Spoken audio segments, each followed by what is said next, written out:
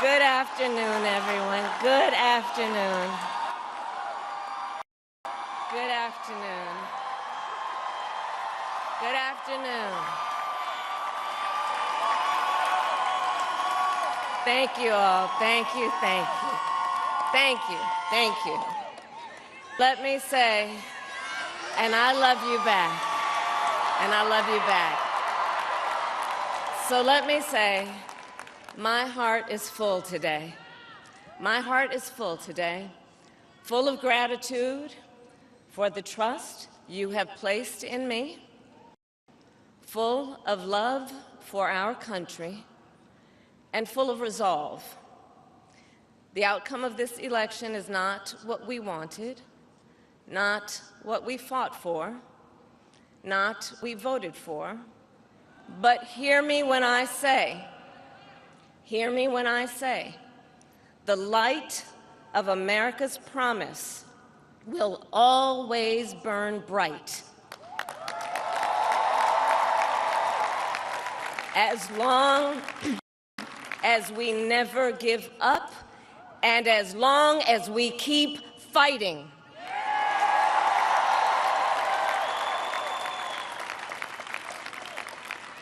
To my beloved Doug and our family, I love you so very much. To President Biden and Dr. Biden, thank you for your faith and support. To Governor Walz and the Walz family, I know your service to our nation will continue. And to my extraordinary team, to the volunteers who gave so much of themselves, to the poll workers and the local election officials, I thank you all. Look, I am so proud of the race we ran, and the way we ran it, over the 107 days of this campaign. We have been intentional about building community and building coalitions, bringing people together from every walk of life and background, united by love of country, with enthusiasm and joy in our fight for America's future. And we did it with the knowledge that we all have so much more in common than what separates us. Now, I know folks are feeling and experiencing a range of emotions right now. I get it. But we must accept the results of this election. Earlier today, I spoke with President-elect Trump and congratulated him on his victory. I also told him that we will help him and his team with their transition, and that we will engage in a peaceful transfer of power.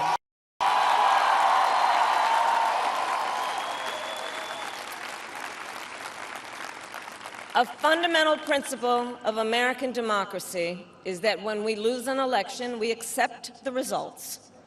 Principle, as much as any other, distinguishes democracy from monarchy or tyranny. And anyone who seeks the public trust must honor it.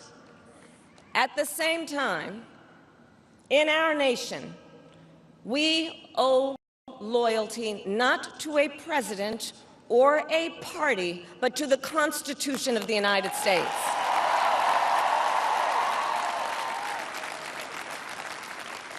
And loyalty to our cause and to our God. My allegiance to all three is why I am here to say, while I concede this election, I do not concede the fight that fueled this campaign.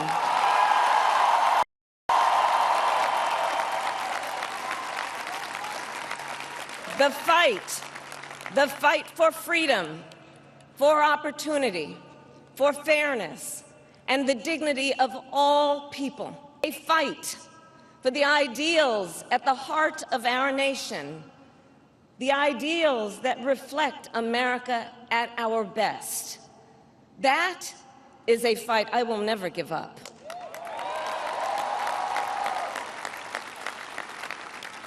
I will never give up the fight for a future where Americans can pursue their dreams, ambitions, and aspirations, where the women of America have the freedom to make decisions about their own body and not have their government telling them what to do.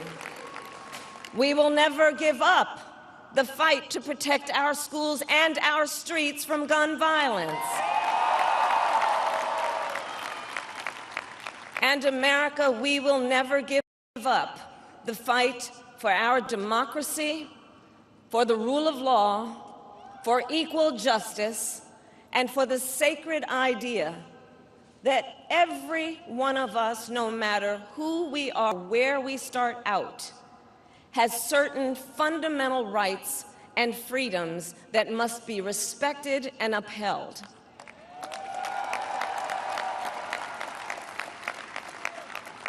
And we will continue to wage this fight in the voting booth, in the courts, and in the public square.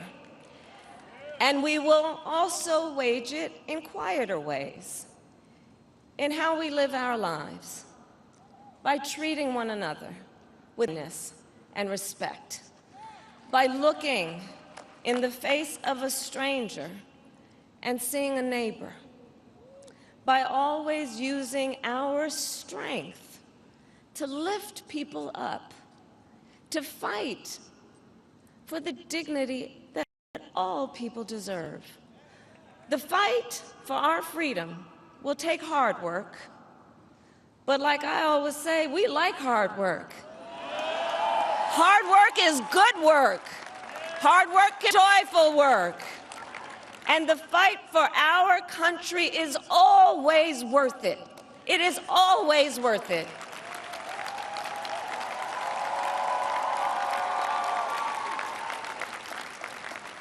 To the young people who are watching, it is, I love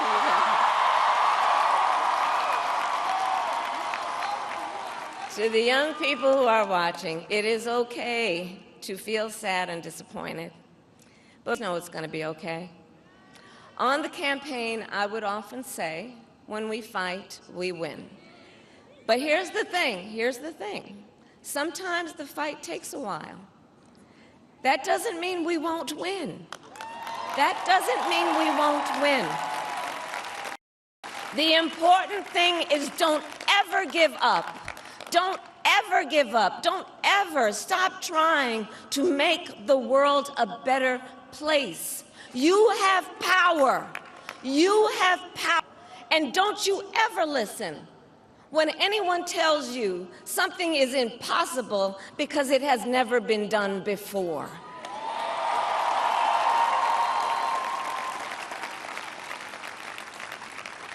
You have the capacity to do extraordinary good in the world. And so to everyone who is watching, do not despair. This is not a time to throw up our hands. This is a time to roll up our sleeves. This is a time to organize, to mobilize, and to stay engaged for the sake of freedom and justice and the future that we all know we can build together. Look, many of you know I started out as a prosecutor, and throughout my career, I saw people at some of the worst times in their lives, people who had suffered great harm and great pain, and yet found within themselves the strength and the courage and the resolve to take the stand, to take a stand, to fight for justice, to fight for themselves, to fight for others. So let their courage be our inspiration. Let their determination be our charge. I'll close with this. There's an adage an historian once called a law of history, true of every society across the ages. The adage is, only when it is dark enough can you see the stars. I know many people feel like we are entering a dark time, but for the benefit of us all, I hope that is not the case. Here's the thing, America, if it is, let us fill the sky with the light of a brilliant, brilliant billion of stars.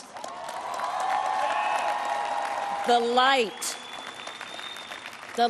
of optimism, of faith, of truth, and service.